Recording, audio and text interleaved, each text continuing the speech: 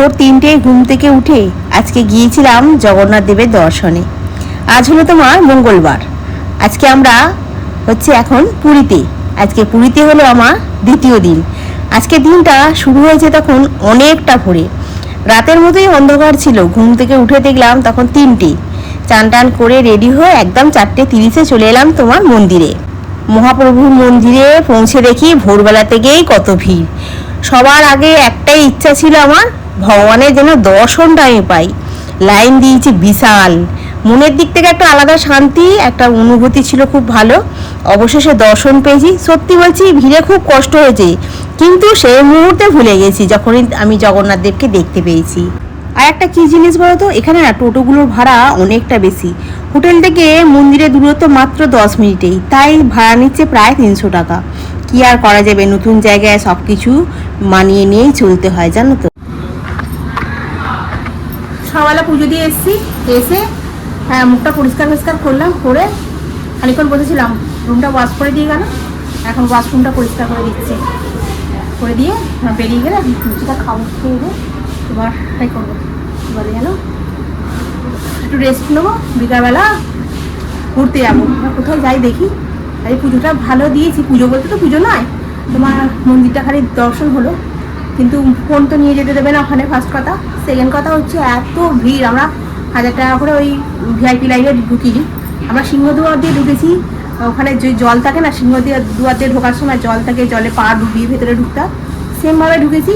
তবে জগন্নাথ দেবের কাছে গিয়ে মানে এত ঠেলাঠেলি। তো আমি বলবো তোমাদের সকলকে, যাদের বাড়িতে ধরো বয়স্ক কাকু কাকিমা, তারপর তোমার মাসিমা যেই থাকুক না কেন, মানে বয়স্ক কাউকে নিয়ে যাবে না ওই ঠেলাঠেলি, মানে কিচ্ছু করতে পারবে না ওই মন্দিরের ভেতরে গিয়ে, মানে এতটাই হবে। হয়ে গেছে, বাসন পরিষ্কার হয়েছে, বস। তারপরে মানে এতটাই দাঁড়া, পরে দেখি, বসতে 10 মিনিট খোলা থাকুক। তারপরে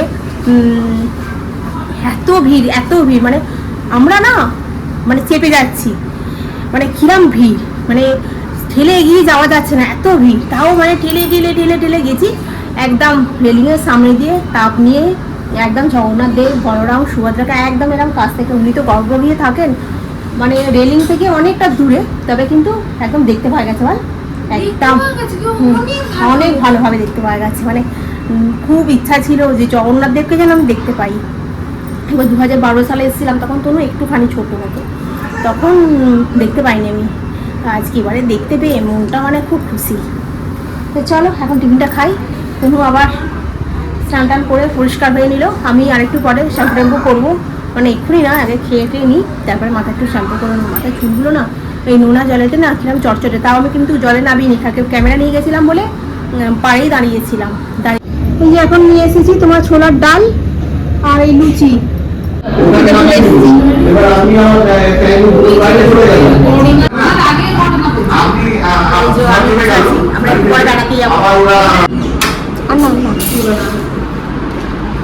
কালকে আমার ভাতের পরিমাণটা বেশি খাওয়া হয়ে গেছে, আমি অত ভাত খাই না। তাহলে তো শুক্রবার দিনকে আমরা করে ঘুরবো।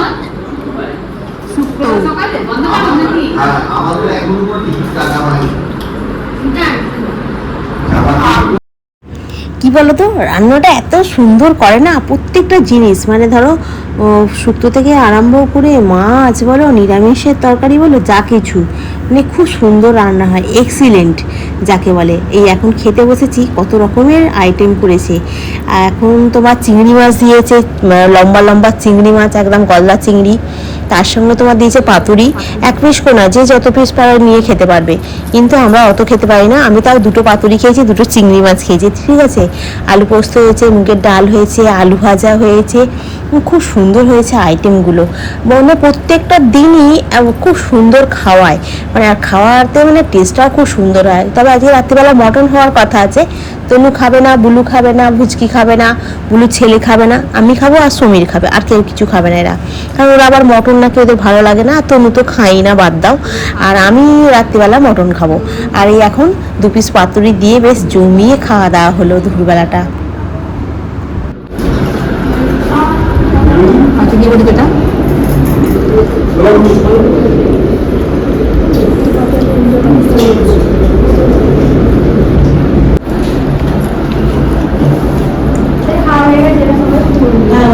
ওটা ওর মতো খায় না, খোসাটা ছাড়িয়ে নে। হয়ে গেছে, দেখি কুচকি কেমন দেখাচ্ছে তোমার একটু। এগুলো সাজা হয়ে গেছে, ভালো বানাচ্ছে। এই জামাটা করে নিয়েছি আর এই হচ্ছে আমার সাজ রেডি। তো একটু তোরও হয়ে গেছে না, মুখের কাছে ক্যামেরাটা ধরে আছে।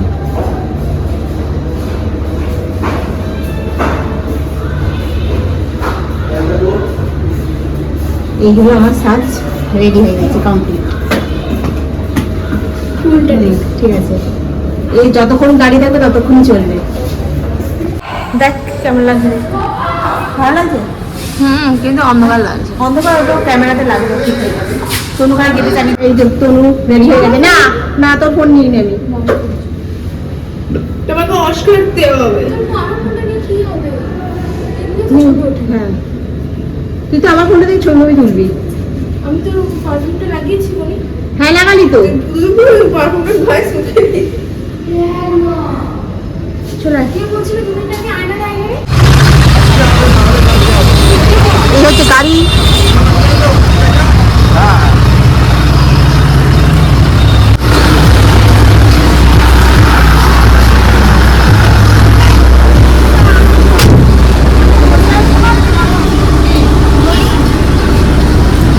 ঘড়ি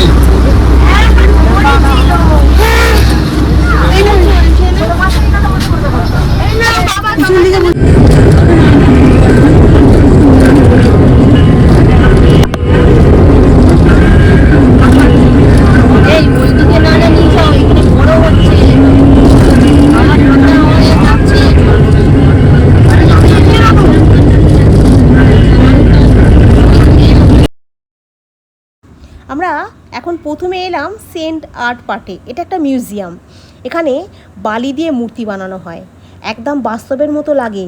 শুধু বালি দিয়ে যে এত সুন্দর তৈরি করেছে, মানে সত্যি একটা আর্ট বটে, জানো তো।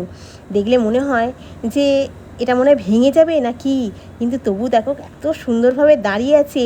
মানে এইসব জায়গায় এলে না মনে হয় হ্যাঁ, আমাদের দেশের কালচার আর আর্ট কত রিচ। দেখতে দেখতে সময়টা কেটে গেল, মনটাও ভরে যায়। আজকে এই এক্সপিরিয়েন্সটা না একদম অন্যরকম, জানো তো। এবার যাবো তোমার কোণারকের মন্দির।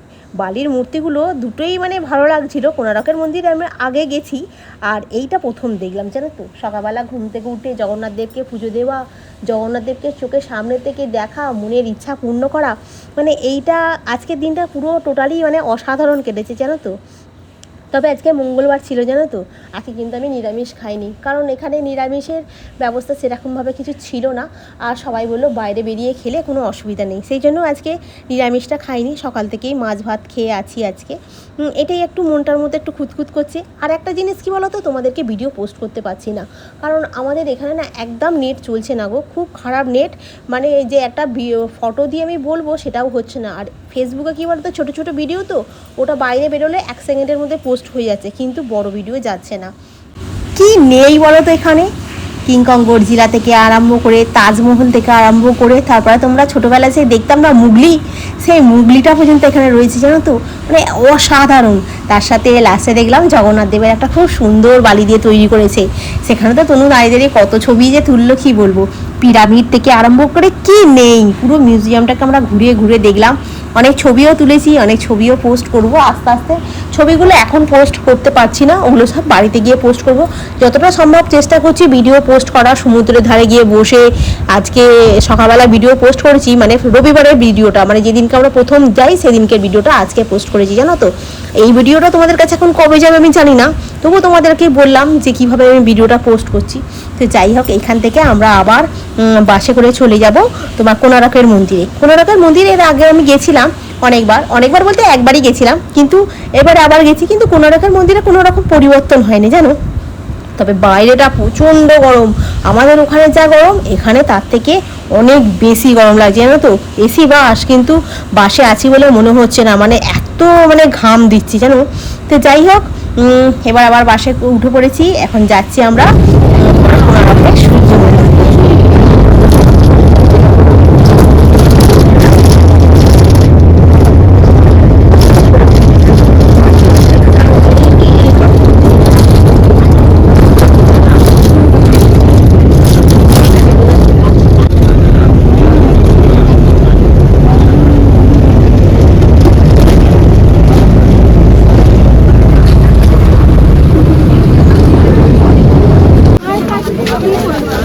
কোনারকে সূর্য মন্দিরটা তোমার পুরোটাই পাথর দিয়ে তৈরি, জানো তো?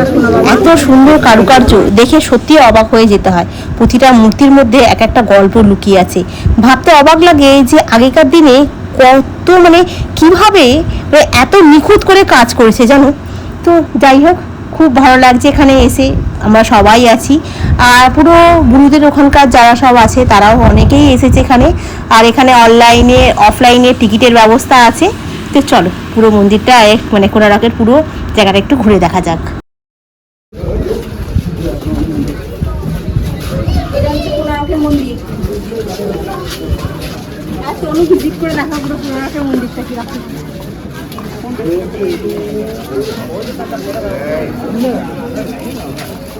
এইটাকে একটু লম্বাই করে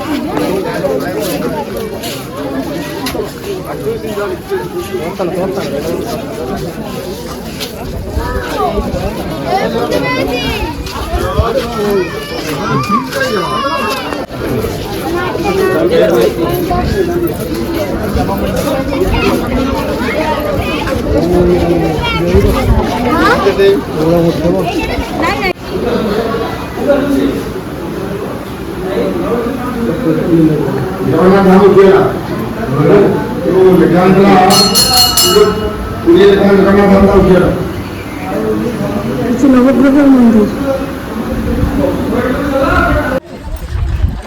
সবটা এলাম, দেখা হলো, নবগ্রহের মন্দিরটা দেখা হবে না তা বললে হয়? একটু দেখে নিলাম। তাহলে হাঁপিয়ে গেছে, শুলপুর বুঝিয়ে নিচ্ছে, প্রচন্ড গরম হচ্ছে। বুঝিতে একদম ঘেমে চান, হাঁপিয়ে গেছে বেচারি। দাঁড়িয়ে আছে, কি রে রেগে গেছিস নাকি? দেখে মনে হচ্ছে রেগে গেছে, বুঝলো একদম চান করে গেছে।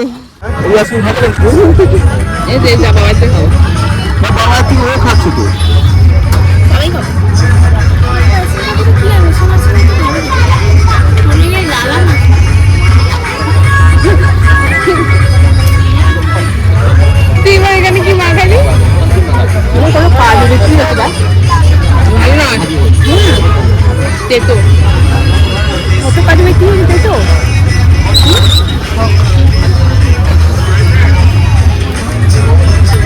আচ্ছা, সবার দোকানে যাই।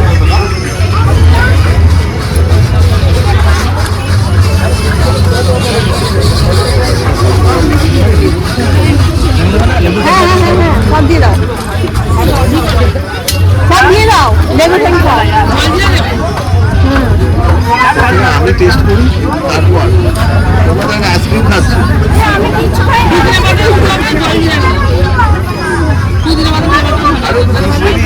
দিচ্ছে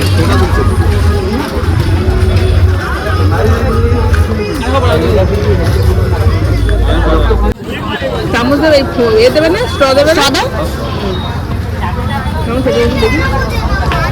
কেমন সেটা আমি বলতে পারবো, বলতে পারবো না। ও বলতে পারবে ঠিক।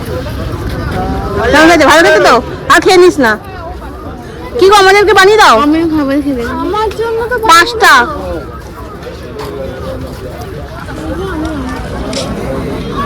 ছটা বাদ দিয়ে দাও।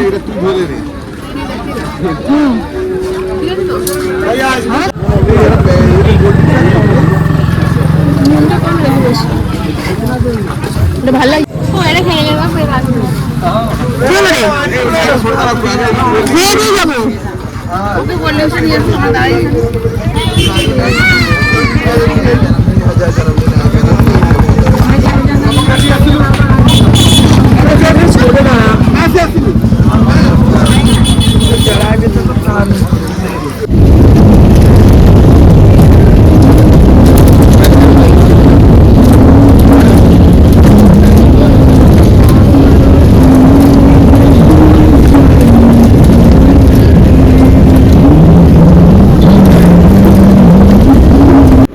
বল নাও হুম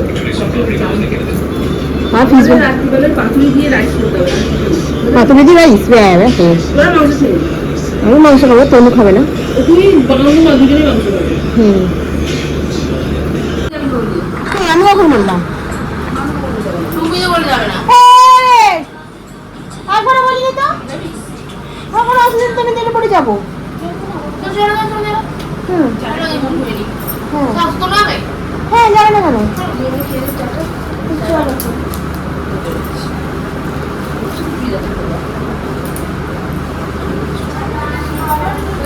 fish ball fish ball fish ball তুই যাই পারে চাবি দিস না মুম্বাই সময় চান থেকে হয়ে যাবে ঘরে খেতে বল মানে জিনিসটা ছেড়ে না নরমাল প্যান্টটা পরে উপরে থাকো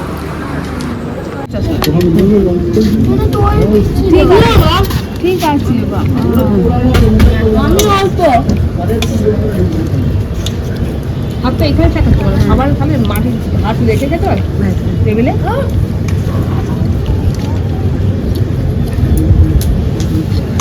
আলু দাওনি এক পিস আলু এখানে ছিল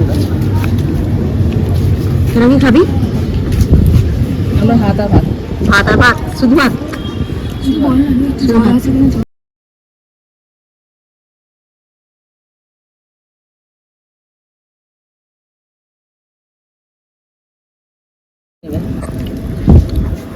ভাত